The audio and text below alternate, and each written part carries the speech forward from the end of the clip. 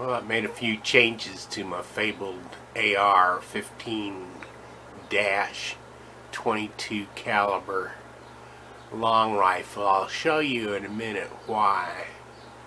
But I swapped out the lower on it. I had my KE Arms monolithic lower on this upper, and which made for a really light package, but I've been having some issues with the trigger reset. In the old configuration, I had to flick the trigger forward every time after I shot because it wouldn't go into all-way reset.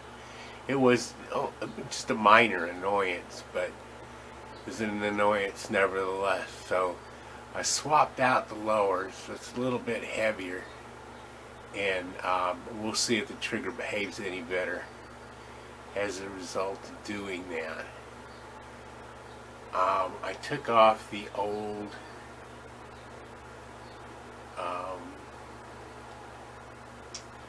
I had a 4-power scope on it, fixed scope, and again I'm going to show you in a minute when I show you the targets why I took it off and put this 3 to 9 variable scope, a tap coat. I'm real happy with it. In abstract, at least, I haven't put it on anything to shoot yet, but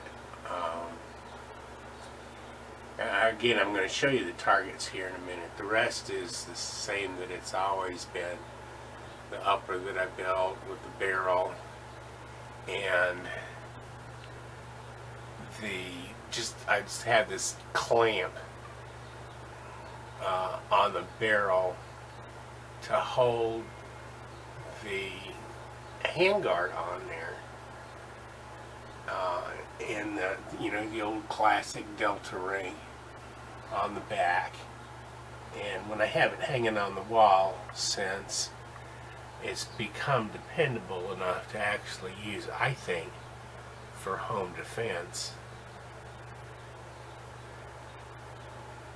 Well, I put the flashlight on there.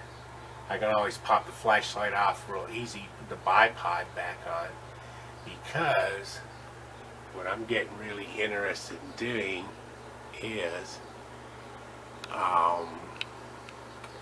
precision shooting with this thing. I think it's warranted. Let me show you. This is the first time I took it to the range. This is at 25 yards. This is me zeroing it in. And that 4-power. And continuing to zero. Started to connect the dots. So I was real tickled with that. And so I went down and shot some duckies. This guy, obviously I was shooting at the eyeball. This guy, best of the lot. That's mostly all connecting except one little flyer. It's a 5-round group. And then there's this another 5-round group. And then I went bang.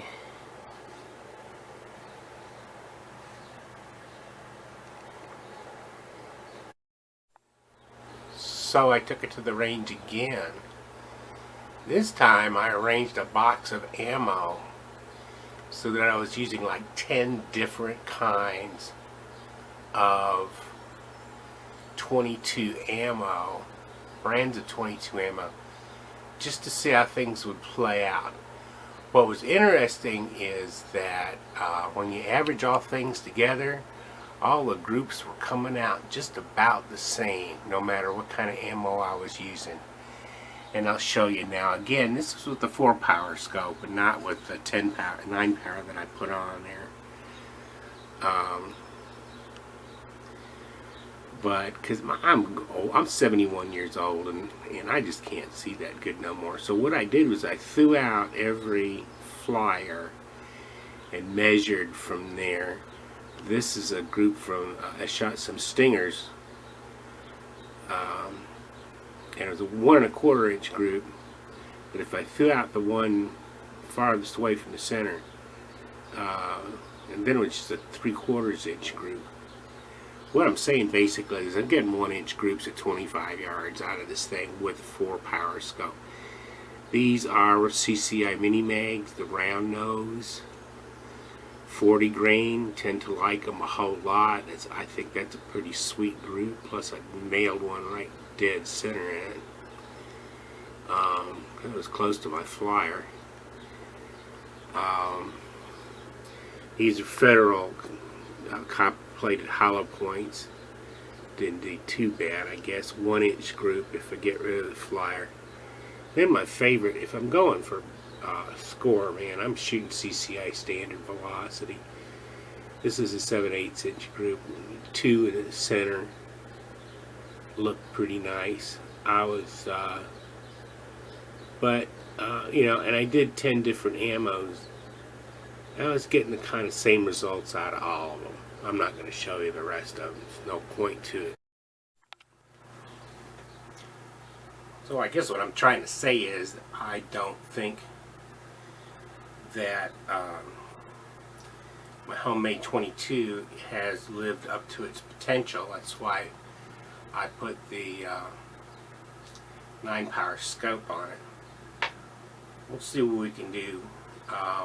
Make an addendum to this video about I'm just really excited about it because it's proven to be relatively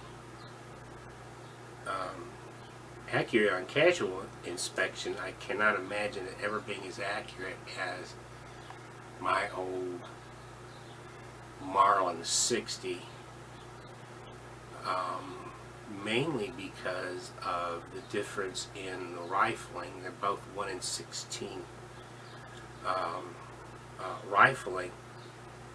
The barrel on the AR-22 is pretty straightforward looking spiraling. On the